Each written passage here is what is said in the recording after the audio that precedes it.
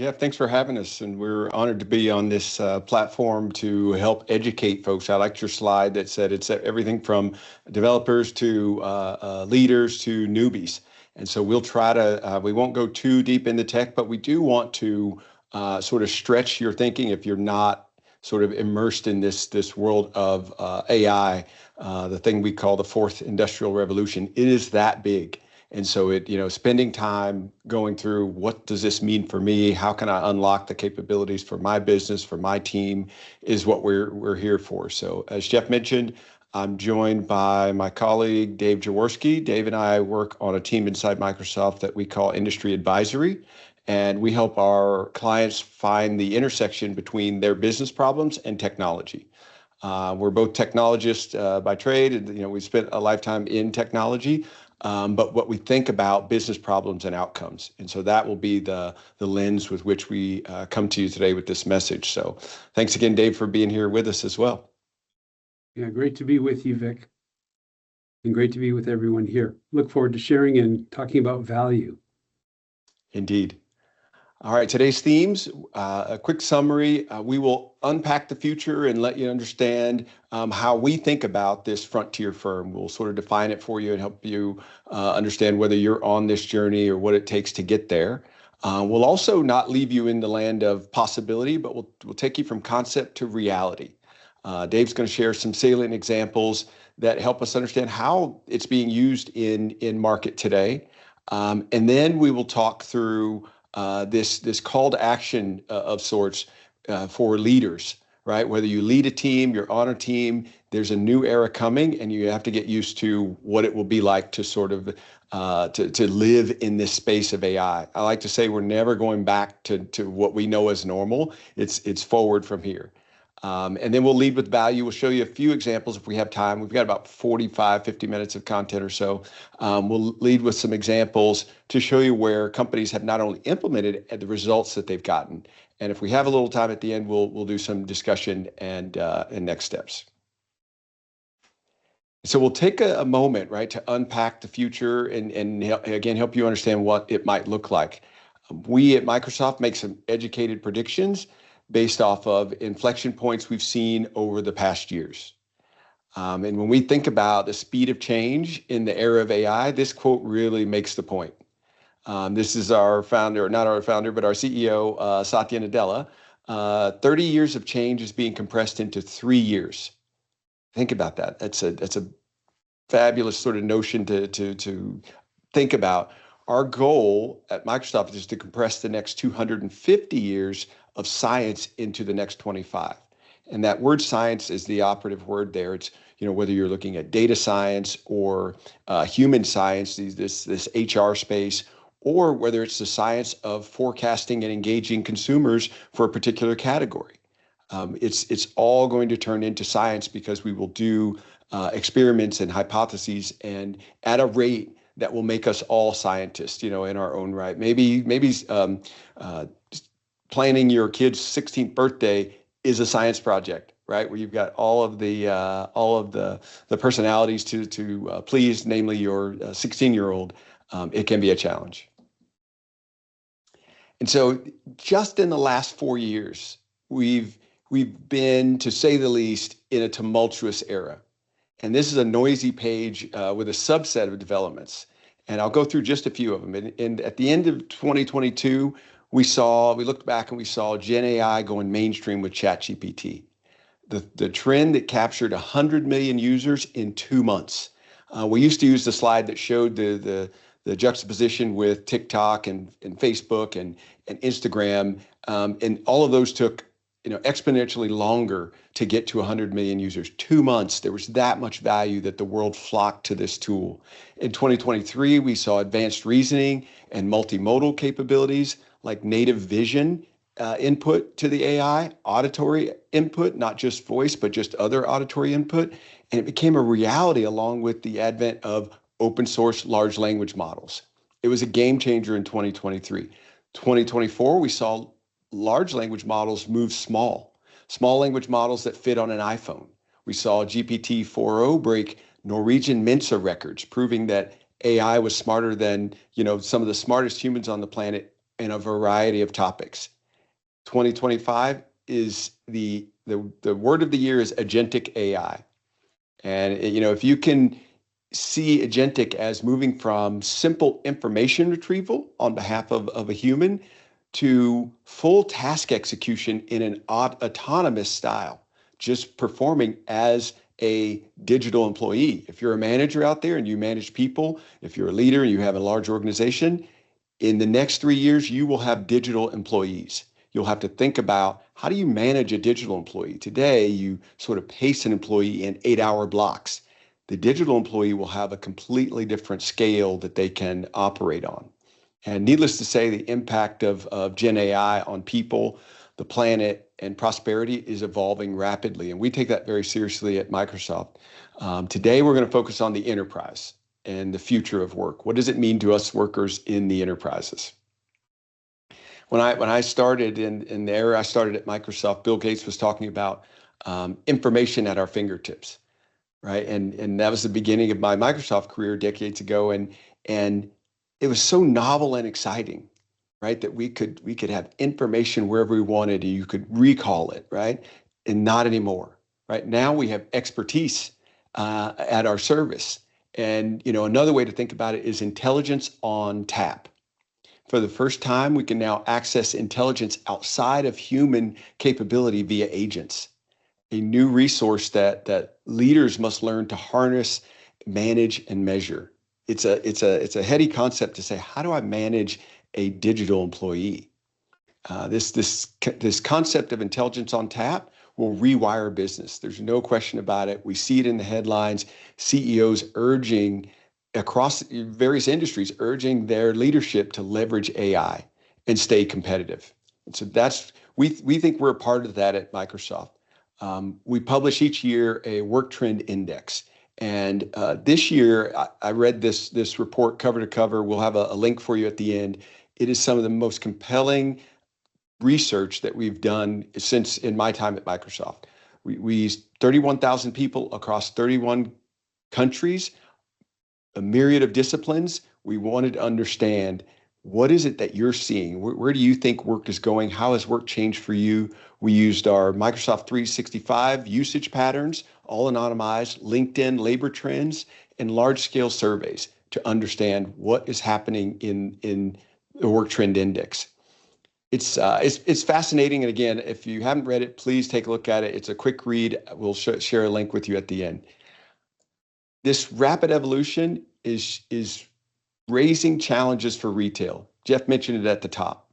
And in broad strokes, the state of retail is it's through these statistics we look at it. 222% rise in customer acquisition cost.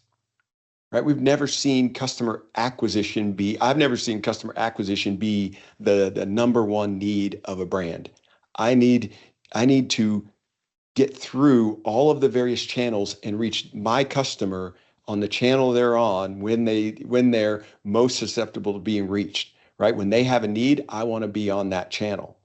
90% of leaders in the supply chain space, they've encountered supply chain disruptions. That one's not new to us, coming through some of the challenges over the last couple of years. And then there's dual pressures. When you're in this single-digit margin business, the average margin, it really, as you raise cost and retailers try to sort of optimize after many decades of already optimized, you've squeezed every sort of penny out of the wages in that. You've gotten it slim, and now I have even more pressure. How do I get slimmer? AI can help. And then finally, workforce retention and the skilling gap. 40% of retail employees feel they lack the technology. This one's not new.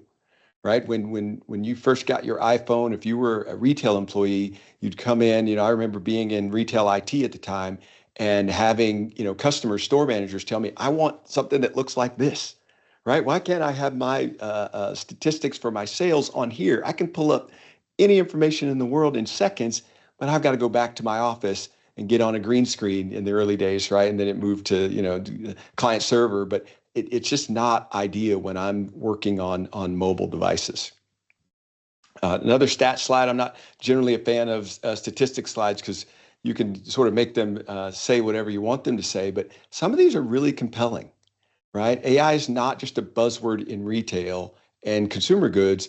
Brands across the world are actively looking to improve their operational efficiency, their revenue growth through augmenting their workforce with AI and to reduce the repetitive task, right? We see AI as a complement to human capability, not as a replacement, right? And so we see also leaders telling employees, embrace this technology. Learning it, what's the quote? You won't be replaced by AI. You may be replaced by someone who uses AI. That's really the message. And so this frontier firm notion is, it probably has you wondering, do we need a new word for, companies that push to the edge of boundaries, mavericks, that sort of thing? Do we really need a new name? And I would tell you that to become a frontier firm is to lead with purpose and to build with velocity. That's a key one.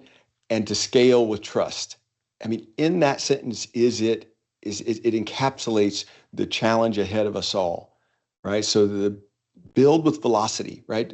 No more 9-month projects. In 9 months, we will look up and the world will have changed again, especially if you're building a tech project. And then scale with trust. We're going to talk later about the Wall Street Journal and the MIT study that said, why aren't these solutions, these AI projects, getting to production? Why are they failing? And we see some patterns there that we think we can help fix. So if you're a leader out there and you're trying to figure out how to harness it, these 3 simple statements: surface what you can't see, right? Have AI go deep and bring up what you can't see. Automate what you can't stand. I once was asked by a CEO, where do I put AI? And I said, I tell you what, walk the halls of your business at 6 p.m. each night, and the people who are still there grinding, they need AI, right? And identify what you can't miss. There are things you don't know that are around the corner that AI can see patterns when they're just a blip on the radar. Whereas a human, a very busy human, right, it might not see it until it's impacting the bottom line. And then it takes you 4 days, if not more, to figure out what is the impact to my business. So looking at this era of AI, enriching employees, reinventing the customer experience, reshaping business processes, and bending the curve on innovation, these are the 4 pillars that we think about with helping companies get to the frontier. And so next, we're going to talk a little bit about examples. So Dave, I'll have you take over and show us some reality. Absolutely. We'll make it real and show you some value. And we could put 20 to 30 slides in place about what a frontier firm is. What we really want to do is compile some examples that show you more than tell you. And let's take a look at the use of AI. This is how AI has been used in the last year or even the year before last, and all caveats in place. It had its benefits. It had its wow moments where it really impressed us. And it also had its set of challenges where we were reading data from silos and we had disappointments where chat refresh wasn't happening. We were seeing hallucinations and everybody had to become a little bit of a prompt expert to get to value. So where are we now? What's real for especially retail consumer good companies? So there's 3 phases to frontier execution. It's important to note that these aren't necessarily sequential. They're not linear. In that respect, every company is going to have a different experience here. It'll depend on what your business does and how you go about it. So you can operate in these 3 phases at the same time. In the first phase, AI acts as an assistant. It helps people do the same work better and faster. And then in phase 2, agents join teams as digital colleagues. And yes, you are going to even end up putting these agents into your Entra directory. So these digital colleagues taking on specific tasks at human direction, for instance, an HR agent that orders a workstation and schedules onboarding training alongside the first 2 weeks schedule for a new employee. That's one example. And then in phase 3, people set direction for agents. These agents can run entire business processes and workflows, checking in as needed, escalating to the human if needed. And think about an agent that combs through invoices and matches to inventory as a quality check, or checking invoice details against what that vendor contract permits. We're actually going to show you a real world use case that we implemented with Dow Chemical. On-demand intelligence is the goal, from simple to complex. And again, it won't be linear. Many companies will be in all three phases simultaneously. Let's look at phase one. And this is a human persona augmented with an AI assistant. The entire environment we are operating in is changing so fast. Every month there is a new exciting product our customers get all excited about. You do not train an employee on all the products and all the services and all the solutions. And this is pretty hard when you're confronted with a very informed customer, for instance. In store, you cannot look up things in the internet. When you are facing a client and you are discussing with them in an interaction, you really want to have hands-free.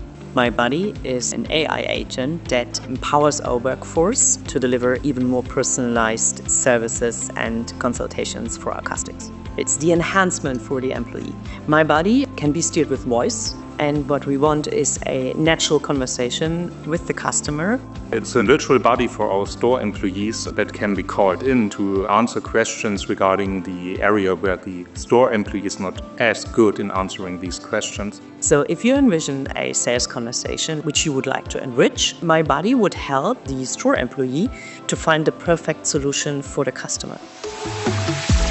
With Microsoft and Accenture Avanade, we found great partners to push our boundaries of AI experience. Real-time API reduces massively the round-time transmission times for a more human conversational approach. So the seller has the chance on the shop floor to really have real-time interactions and not delays. We are also leveraging Azure OpenAI services that Microsoft has developed. We received a lot of very positive reactions from our employees towards solutions in the AI spectrum. So this is not cutting costs or just being efficient, but really to enable the employees to create the best of all experiences. Our strategy is to become the experience champion and to offer experience electronics with the solutions we've seen by Microsoft, like personalized shopping agent. We're very excited how far we got in only 2 months. So just envision what we could be capable if we keep that speed and keep it at that scale, and to drive it even further.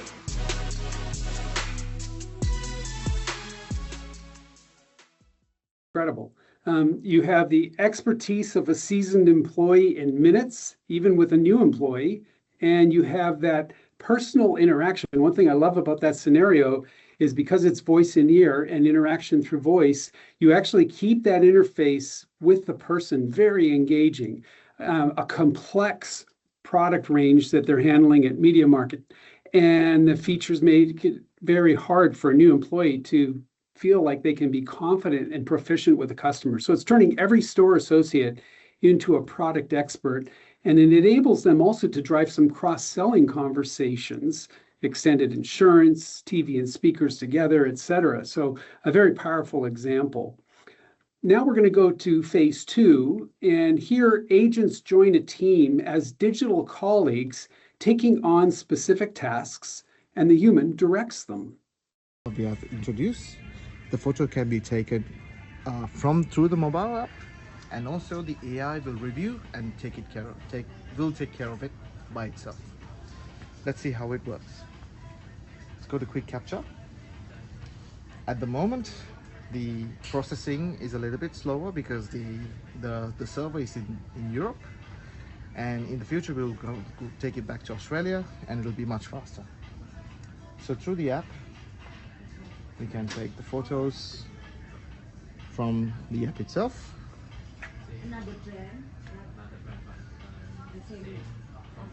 And the images are sent for analysis. So by the time we go back, the AI engine will analyze the photo and has given the results already. The photos and the reports will be under compliance. You enter this category.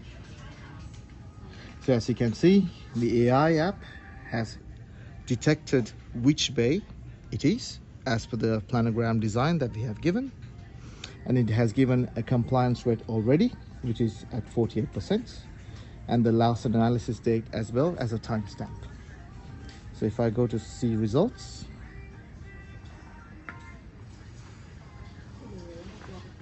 The AI has analyzed the products. As you can see, green is green, red is red, and it's according to this planogram design. So let's check the photo. So as you can see, green means it's in the correct position, red means it's not in the correct position. So if I go click on this is the expected, this is the detected, so it's all good. So if I click on a red, so this is the expected, and this is not what's detected, and it's not what's on the shelf. So our planogram compliance team is this gentleman and the AI working together. And these agents, multiple agents here at work, are looking at the shelf, comparing to the planogram states and ensuring contractual commitments. Sometimes there's financial penalties if your planogram doesn't match the contracted agreement, the marketing agreement, and the results show immediately what needs to be changed. So very significant productivity gains, reduce lost sales, and you make your commitments to your customers. Phase 3, the possibility of streamlining business processes across different teams, departments, and even entities. You have a human at the lead, while agents cut down the silos and they execute complex business processes together.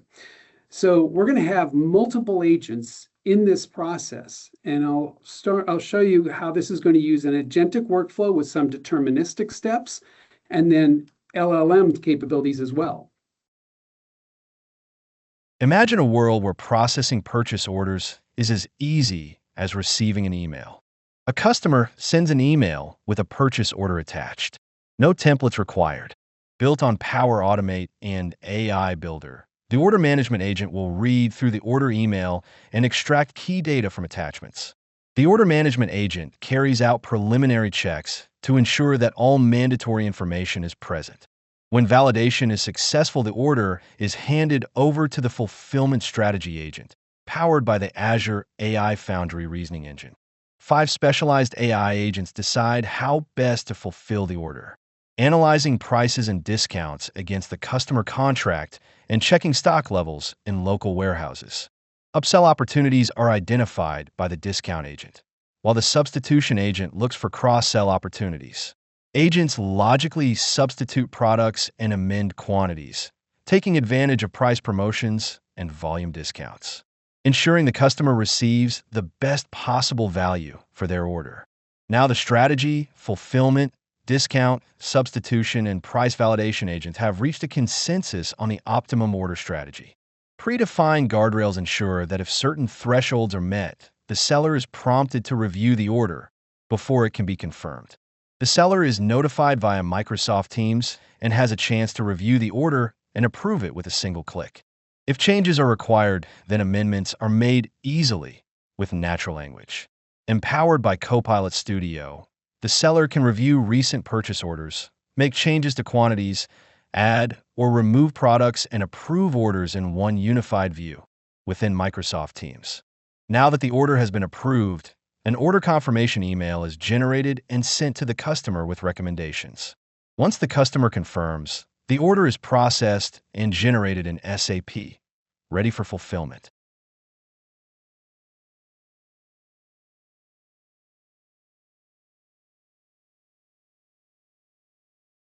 In this example, this is a very powerful example. There were at least 14 agents executing in minutes what would have taken days or weeks with human teams. And thank you very much, Pablo.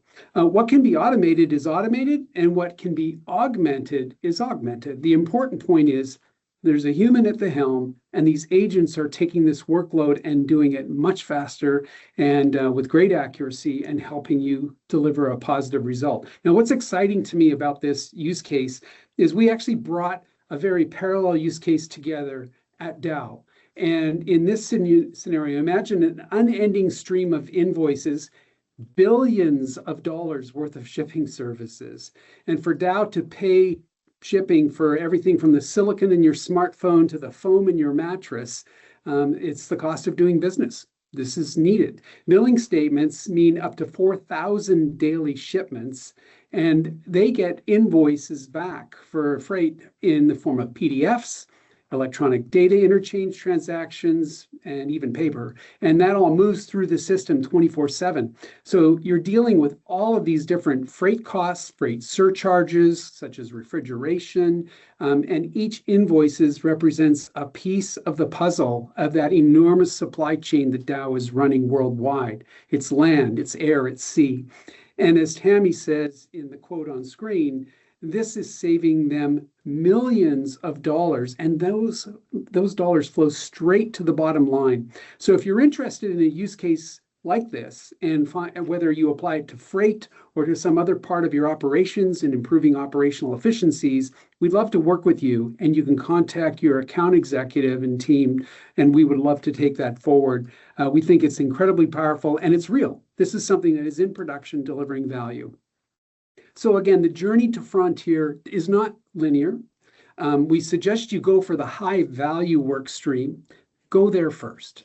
This is where the leadership comes into play, knowing that the business so well, you know which functions can be encapsulated into a distinct unit of work. And what we just did here was a primer.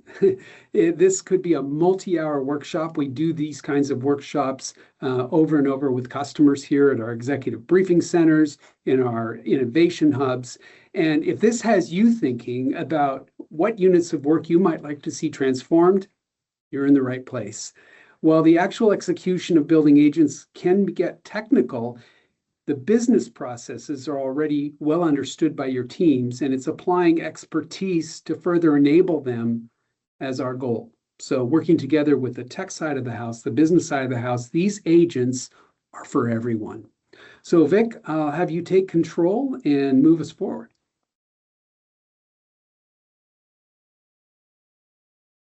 You're muted. Thank you, Dave. Next, we'll look at a hypothesis of what an agentic ecosystem might look like.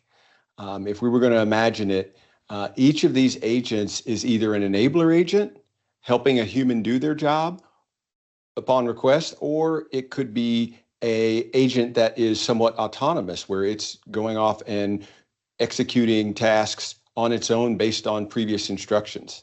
And so for your revenue growth environment, you might have a sales enablement agent here, where it looks at customer behavior, market trends, sort of that social listening to understand and recommend high conversion products and upsell opportunities for your customer. In some cases, it's the human is the customer, so your customer engagement agent. Down here on the left is customer facing or consumer facing, and it will interact with your through your portal with your consumer, fully understanding the consumer's terms. If it's a B2B environment and you've got different terms, discount levels, and general preferences for the brand in question. It can execute orders as directed by the customer as well. And so finally, it might be a human-directed agent that does tasks and returns results to the human. The procurement agent here will streamline supplier selection, right, and purchasing. So if you have a need for a new piece of kit for your either manufacturing environment or your store, or even in your private label environment, and you want to reduce costs, the agent can go out and do what it might take weeks to sort of look through the various options in market. Whether you're bringing it in from a different country and you got excise taxes and that sort of thing, or you're sourcing internally. An agent can do that work, and it can do it on demand or on a regular basis, such that there might be cost savings with an innovation that occurred in building one of the components you use for your product that it might see and return. So that's what we meant earlier about surface what you can't see, but that's very important to your product innovation. And so if you can imagine these agents, as Dave showed you, all working together to perform a task. One agent calls the next and sort of has a question about, I need a supplier. Oh, I can get you a supplier and pull that information back. It's then analyzed and reasoned over. It can, we're seeing just a few companies start to pull them together in agentic.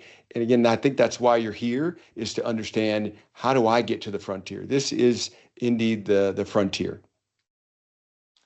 And so I did promise you that there was a call to action around leadership.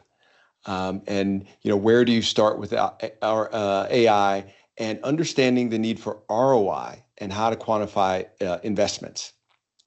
So the elephant in the room, as I like to say, was the recent MIT study that had AI stocks around the world jostling and being impacted by the notion that 95% of all IT or AI projects fail to achieve meaningful return. And when you double click on that and look under the covers, you see that many of them don't even make it to production. So they don't even get to the point where they can get return. And we've heard, that there are other things in this innovation space that fail. Many startups fail. We still support startups. Many projects, regular IT projects fail. We still take the journey. And so here the devil is in the details. It's something that you have to look at and focus on. I like to tell people, don't celebrate the POC. Don't celebrate the sub-second response from your LLM, right? Until you're in production and getting value for the business, achieving that business value that's set out, you're not quite there. And so one of the things that has been really compelling for me in this space is this idea of a transformation quotient. So we all know what an IQ is, and then recently we were introduced to an EQ, the emotional quotient, and now this is the transformation quotient.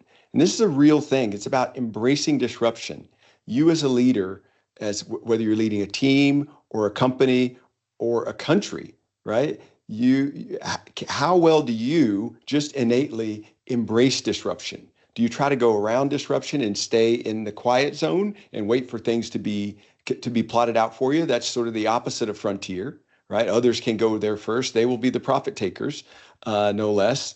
But I recently had a very productive conversation and a workshop with a consultancy called Canvas. And they have one of their consultants, Paul McCarthy, walked me through how to think about this. And he mentioned that they looked at countries, not companies, but countries that had leaders that had high TQ. They built faster GDP growth in a more sustained fashion because they were willing to sort of embrace the disruption. And so I invite you to think about, what will your sort of disruption embrace be for your business? And you can, we're not sort of affiliated with Canvas, but they are doing some fantastic work. So if you're interested, look them up. And this is the point of any AI presentation. I like to pause and say we're pushing to the frontier. We've got lots of problems we can solve. We have lots of technology, lots of data. Let's go fast. Dave mentioned earlier 2 months to return or 2 months to production. This is not done without having a focus on trustworthy AI or responsible AI, as I like to call it. And at Microsoft, we believe that unlocking the human potential starts with trust. And that trust comes in the form of commitments made, whether it's your brand promise to your consumer, right? That you will keep their information safe, their buying practices, their demographic information, their PII, and then capabilities. Are you able to deliver that in a trustworthy fashion? On the inner ring, we've got safety, and safety can mean everything from human safety to safeguarding data and systems and consumer data. Security, same thing. Looking at who has access to data, right? When a plant manager asks a question about profitability of a certain product line, the AI will answer in the context of their plant. All right, you produce that line. You've got 4 million cases a year that you produce. Here are your stats. If I'm a district manager, I would get the answer in the context of the district, and so on up to the CEO. And then finally, privacy. And it's these three things together that allow us to go fast. And in some ways, the notion is go slow to go fast, or at least go carefully to go fast, right? And so there's nothing kills a project like poor results. Dave mentioned hallucinations. Getting your LLM to a small language model, right? If that's what's needed, so that the AI stays focused in the context that it's being asked to operate in. And so do think about this. Governance is critical. We advocate for an AI Center of Excellence or an AI COE. And we won't unpack it.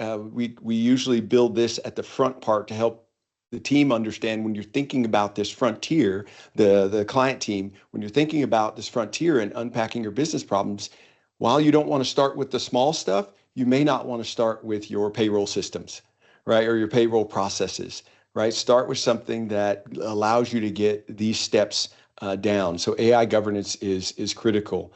And when we talk about that, we mean, do you have an environmental strategy in place, right? Are you continuously testing? For us folks who started coding, many years ago, we had regression testing, right? And now AI, you can run a retail store, you can run a plant in a digital twin. And so if you're going to implement changes, implement it in the digital facility first. See what it does to the simulation. Did we get the results we wanted?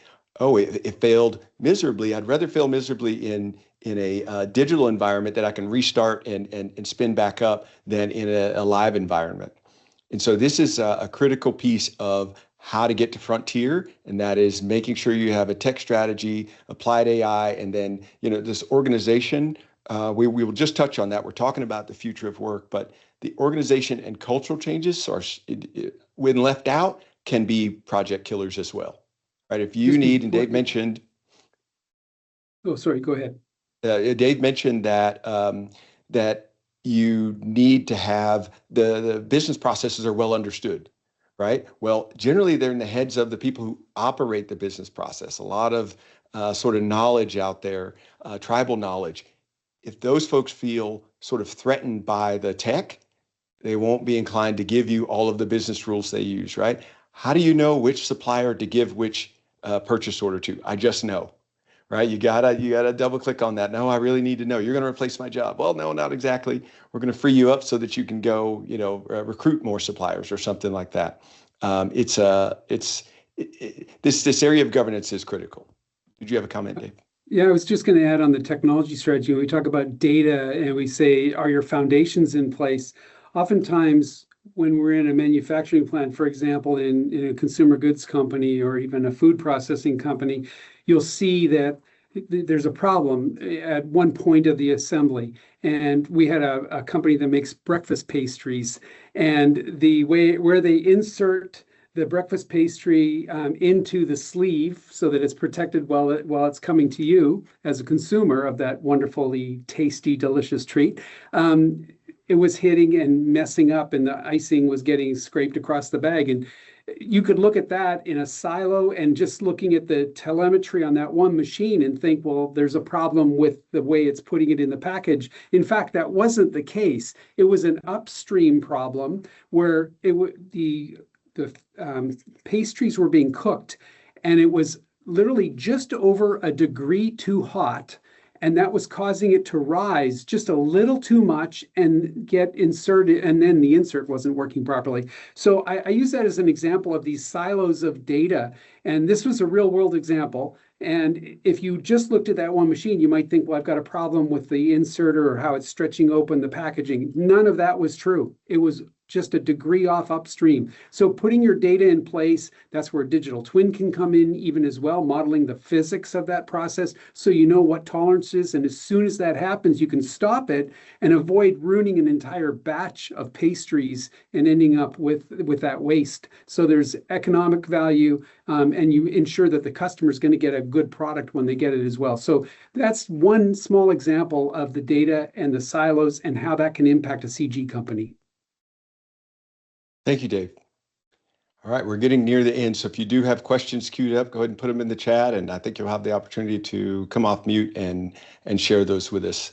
Next, we're going to look at what happens when you've gone through a disciplined approach. And remember, the examples I'm going to show you now are examples of true delivered value through this disciplined approach. And so across every industry, and I don't even have any retail and consumer goods examples here, just to make the point that every industry is transforming. The first up is Alberta fire safety. So these folks are challenged with preventing forest fires. they implemented an AI telemetry system that would look at weather, geometric patterns, and try to predict when conditions were right for a forest fire, and then try to mitigate that. They've had a $5 million annual savings, right? And this is one that touches the people of Alberta, Canada, in that they are safer because of this implementation. And so this is the win-win side of things. The company save money, the community is safer, it's a win. This next one is one of my favorites, Air India, transforming their service experience. And so in this case, it was a call center. And they were in the bottom quartile, I think around 10% customer satisfaction with this call center technology and process that they had. They implemented AI to answer, and now they have 97% automation. Because it can answer questions in context. Will my flight be late? Where's my luggage? All these sorts of things that a poor answer, a poor experience gets you low customer sat, right? And so imagine if AI had been there in the early days and seen customer satisfaction degrading from 40 to 30 to 20. They wouldn't have even got down into the tens. And now they're in the top quartile of all airlines in the world in terms of customer satisfaction through their call center. This is a real example. They are advocates and evangelists of this technology worldwide. IPG, they made production data conversational.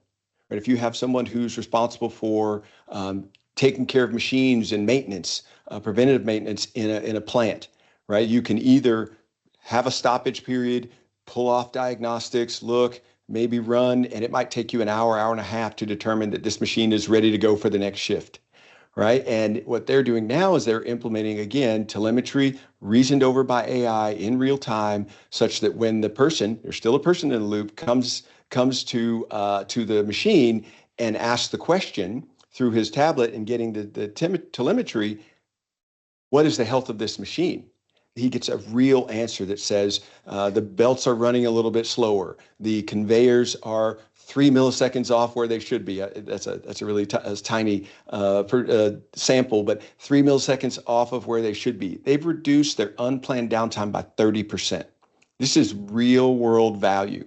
You have executives high-fiving on what they can go do in terms of investing that back into product development, plant modernization, and that sort of thing.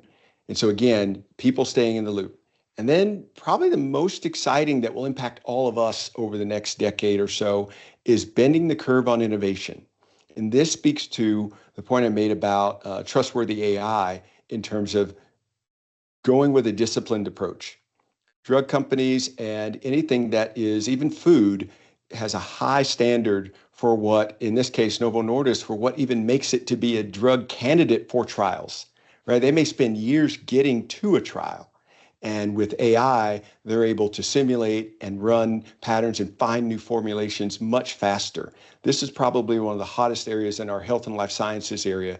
And, we're hopeful, I'm hopeful as a human on the planet, that we'll find a cure for cancer through AI, right? There will be good that comes out of this. And so as we look at these examples and we see what the real value can be, it's compelling to say, if we do this right, we can change the game. 30% reduced downtime, 97% automation, and then a $5 million annual savings.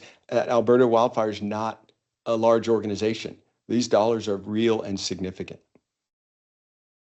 And so that's where we conclude. We've run through a lot of content. We did it kind of fast. This is usually, as Dave said, we would do 20 or 30 more slides, another hour, and then go into workshop to see, with business leaders, what are the real challenges in your business. It's really fun when they start naming the agents, when you get that agentic ecosystem and they start naming the agents unique to their brand. Maybe after their founder, maybe after, companies like Nordstrom have like a folklore story, right? And they relate to that. It's a very interesting process to go through and think about, how will I move my workforce forward? We've got the link on here, aka.ms 2025 Work Trend Index will take you to the report. It's free. I don't know that we ask for email addresses or anything. Download the PDF and read it. It's a cover to cover read for sure. So Jeff, that is the content we had. Thank you, audience, for participating and being in the chat and being here with us. We'll take a few questions if you have them. Yeah, thanks, Vic and Dave.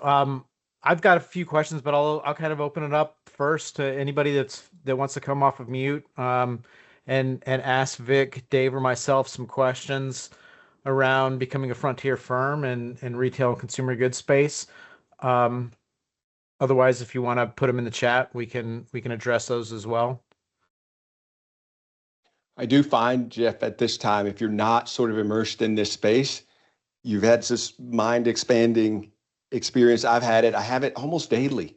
Yeah. Dave's one of the smartest people I know. And talking to him makes me think about this stuff and say, what do you mean digital employees? And so as you contract your thinking back to today, we're all going to go back to our day jobs. Remember that, yes, this journey is real. Hit me with a question, Jeff. Yeah, no, I've got a couple questions. So kind of when we consider change management and workforce enablement, what sort of culture shifts are needed to make AI adoption kind of stick inside of this space? I think I'll go back to the point on celebrating only the value realization. Another way to say that for technology is to celebrate when it gets to production, right? If it gets to production and stays and gets to scale, that's really the best measure. And so one of the key determinants is having the entire project team, the business folks who own the business logic, the technical team who's assembling the data and getting the language models as small as they can so you get distinct answers, having them understand that the real goal is value realization, and having that singular goal out there, it keeps projects from stopping in POC. Because again, as technologists, we'll high five when the LLM when we get sub-second response on any question you want to ask, we're done, right? But no, it has to get out there. Yeah, no, that makes sense. I would agree. Even in the industries that I work with as well, that's absolutely right. Getting the technologies in the hands of the users and open the floodgates, it gets you kind of thinking. What do you guys see next for AI in retail? Like what should leaders be thinking about over the next 12 to 18 months? I'll go in, and I think, Dave, I don't know, you might have a take on this, but I think in the next 12 to 18, and let me even, I don't want to sort of judge the question, but I'll say that the time to think in years is behind us, right? And That's so, true. Yeah, I want you to think about the next, so we're about to go into, in the US anyway, the big holiday season and much around the world, but think about next holiday season. So no longer than 12 months. And next holiday season for many retailers starts in like April, May, right? If you're planning, right? And that stuff hits the water. If it's being imported, it hits the water in like August, in warehouses in October, no later than. And so, thinking short term, the thing I think about is this notion of agentic commerce, right? And there's two sides to it. And again, it's a mind stretching. One could be, we probably all in the retail space saw the Walmart announcement that they're going to allow consumers to transact and complete a transaction inside of ChatGPT. I'm looking for the box of you pick it, right? A rake, a broom, or whatever. It surfaces Walmart. You click buy, and it transacts right there. That is unheard of. That's monumental as a shift. And Walmart, and I have firsthand knowledge, they believe that their data is their data, and having a transaction occur what appears to be off premise says that they see that this is moving very fast and old ways of working aren't quite there. The second thing I would tell you is, again, agentic shopping, but having agents shop on behalf of a consumer, right? Oh, interesting. It's akin to an executive assistant, right? Who schedules travel and books meetings and responds to certain requests. What if an agent knew that the 16-year-old's birthday was coming up and interacted with me, right? And interacted with me and said, your your 16-year-old's birthday's coming up. What would you like to do? I need a venue. Let's do a venue. Let's go big, right? Find me a transport service, a venue. I need a DJ. And it goes out and does that. I booked the DJ for the 16th, right? You've already got this. Yeah, that's probably what they should be thinking about. What will that mean to my business is the question. What agents, when my customer has an agent, they're going to be, ideally, I'd want them to talk to an agent, right? Because agents will also have timeouts, right? An agent's not going to sit on a call queue, right? They're going to find the next one and move through, unless you, of course, direct them that, I only want a particular brand. Yeah, that's wild. Hey, what do you think? I think we've only got 4 minutes. It's like, oh no, this is an hour or more on that question. It's a great question, and I'm gonna merge it with the question Dennis asked in chat: is how do we start? What's the right response to where do we start? I think it depends on your role. We talk about where you sit on the bus in the old Jim Collins analogy of good to great. Well, it depends where you sit. If you're looking at merchandising, if you're looking at marketing, you're going to have one opinion. If you're supply chain or you're manufacturing, you're going to have another. And retail, of course, spans not just retail front end, but it's online. It's also the whole consumer goods process. So if you're in retail supply chain and you're looking at something like cost optimization, the example we showed, multi-agent, agentic workflows, I'd start there. Go for value. As Vic said earlier, go for value. The leaders go for value. When you say what's happening, what else can we do? Well, reverse logistics is not a sexy term in terms of, robotics, advanced robotics, et cetera. But people are finding that if they can do social listening with AI and understand the trends, and then look at their reverse logistics processes and close that gap from giving the customer the option to bring something back in and get that product back into the marketplace, reduce their costs of lost inventory, et cetera. There's one area there that we can help customers explore. It's also better for the environment. That circularity is very important in the process.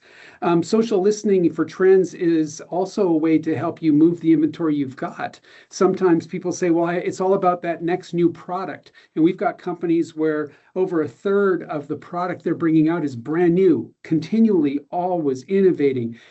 At the same time, there's a trend that emerges. Do you hear it or do you miss it? Do you find out about 6, 7 before it's too late? I mean, maybe not 6, 7, but something like that.